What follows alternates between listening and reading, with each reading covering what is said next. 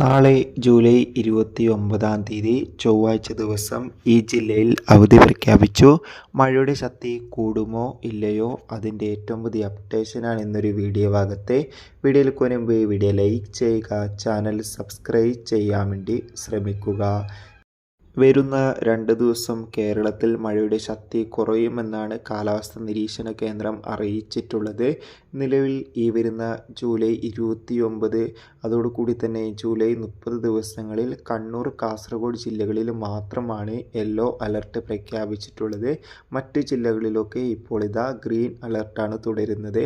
എന്നാലും എല്ലാ ജില്ലകളിലും മഴയുടെ ശക്തി കുറയാൻ സാധ്യതയുണ്ടെന്ന് ഇപ്പോൾ കാലാവസ്ഥാ നിരീക്ഷണ കേന്ദ്രം അറിയിച്ചിട്ടുണ്ട്. എന്നാലും എല്ലാവരും ജാഗ്രത പാലിക്കാൻ വേണ്ടി ശ്രമിക്കുക.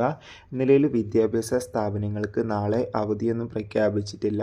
നാളെ വിദ്യാഭ്യാസ സ്ഥാപനങ്ങൾക്ക് പ്രവൃത്തി ദിവസമായിരിക്കും. എന്നാൽ ഇപ്പോൾ ഇതാ പത്തനംതിട്ടയിൽ ദുരിതാശ്വാസ ക്യാമ്പുകൾ നടക്കുന്ന വിദ്യാഭ്യാസ സ്ഥാപനങ്ങൾക്ക് മാത്രമാണ് നിലവിൽ അവധി പ്രഖ്യാപിച്ചിട്ടുള്ളത്. മറ്റ് വിദ്യാഭ്യാസ സ്ഥാപനങ്ങൾക്ക് നാളെ പ്രവൃത്തി ദിവസമായിരിക്കുമെന്ന് കൺഫേം ആക്കിയിട്ടുണ്ട്.